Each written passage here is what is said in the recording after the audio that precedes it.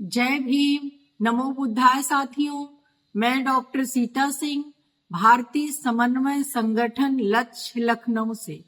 साथियों, कहते हैं कि हर एक सफल इंसान के पीछे एक औरत का हाथ जरूर होता है। अगर औरत का त्याग, तपस्या, समर्पण, सहयोग ना हो तो कोई भी व्यक्ति महान नहीं बन सकता है।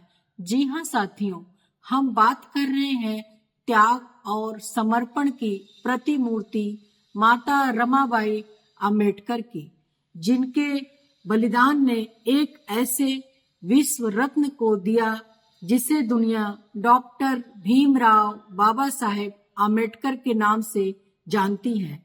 माता रमाबाई आम्बेडकर, जिनका पूरा जीवन त्याग, संघर्ष, समर्पण की एक ऐसी गाथा है जिसके बिना बाबा साहेब का इतिहास अधूरा है। बाबा साहेब की सबसे बड़ी शक्ति बनी माता रमाबाई आम्बेडकर। इनका जन्म 7 फरवरी 1898 को महाराष्ट्र के दापोली में एक बेहद साधारण परिवार में हुआ था। बचपन में ही माता पिता का साया उठ जाने के बाद उन्होंने जीवन के कठोर संघर्षों को नजदीक से देखा था। जब उनका विवाह बाबा साहब से हुआ तो उनकी आयु मात्र 9 वर्ष की थी। उस समय कोई नहीं जानता था कि सादगी की यह मूरत एक दिन करोड़ों वंचितों की मां बन जाएंगी।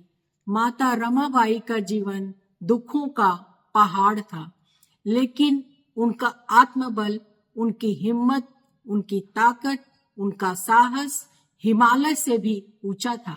जब बाबा साहेब उच्च शिक्षा के लिए विदेश गए तब माता रमाबाई ने अकेले रहकर घर की सारी जिम्मेदारियां उठाई।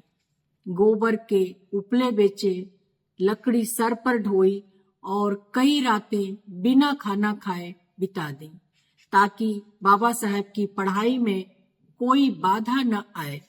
उन्होंने अपने चारों बच्चों यशवंत, गंगाधर, रमेश, राजरतन को अपनी आंखों के सामने खो दिया।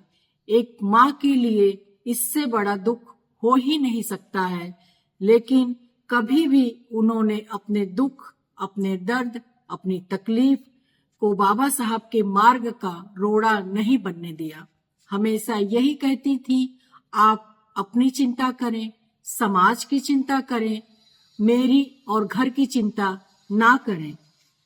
माता रमाबाई ने समाज के अपमान को सहा, गरीबी सही, लेकिन बाबा साहब के आत्मसम्मान और लक्ष्यों पर कभी आंच नहीं आने दी। 27 मई 1935 को माता रमाबाई इस दुनिया को छोड़कर हमेशा हमेशा के लिए चली गईं। वे भले ही आज हमारे बीच नहीं हैं, लेकिन उनके त्याग, उनके संघर्ष, उनके समर्पण को कभी भुलाया नहीं जा सकता है।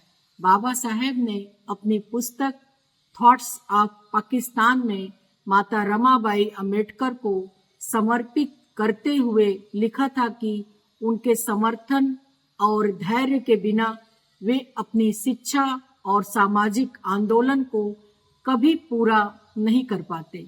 साथियों, एक बार फिर मैं माता रमाबाई आम्बेडकर के चरणों में कोटि कोटि नमन करती हूँ और अपनी वाणी को यहीं विराम देती हूँ। धन्यवाद।